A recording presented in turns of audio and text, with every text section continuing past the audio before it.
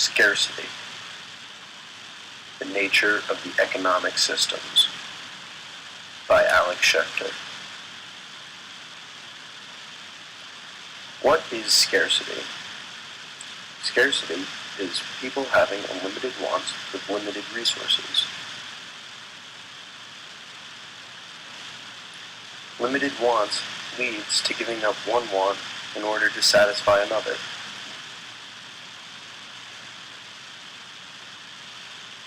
Here are some real-life examples of scarcity.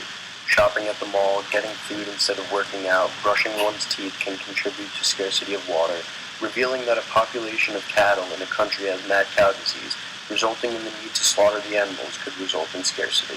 The gasoline shortage in 1970. Opportunity costs. The cost of an alternative that must be forgone in order to pursue a certain action. To find this, you use a simple slope formula. For the x-axis, you'll use change in y over change in x. For the y-axis, change in x over change in y. Dad, I want a new bike, but there's a sale on skis, and you must choose one instead of the other, Johnny boy.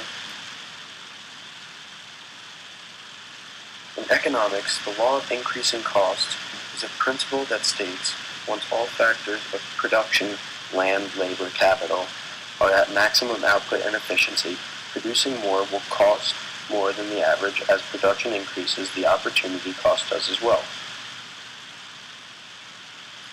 The law also applies to switching production in a maxed-out economy. Essentially, the economy is still producing more, so the law still applies. The only difference is that the resources are being taken from one area and applied to another, instead of simply producing more of the same. Take this for example.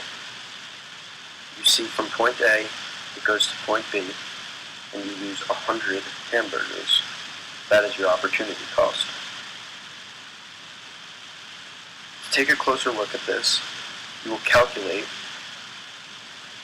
the slope formula, change in y over change in x. You'll do 600 divided by 2 to get 300. 300 is the opportunity cost of producing 2 computers.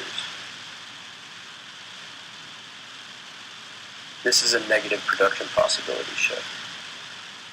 Here you can see consumer goods and capital goods. Consumer on the y, capital on the x.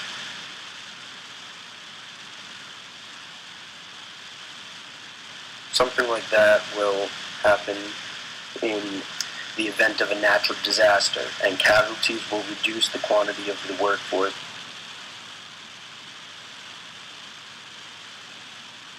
And destruction of buildings and capital equipment will have an impact on total output that will produce within the economy. This is a positive production possibility shift. You have quantity of guns produced on the y and quantity of butter produced on the x.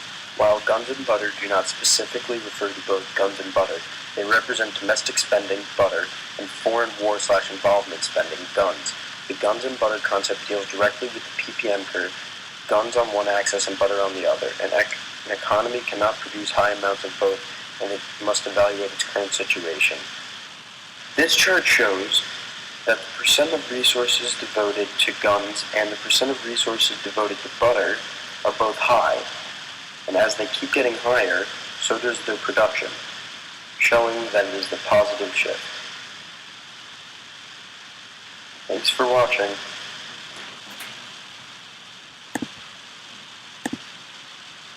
Created using Powtoon.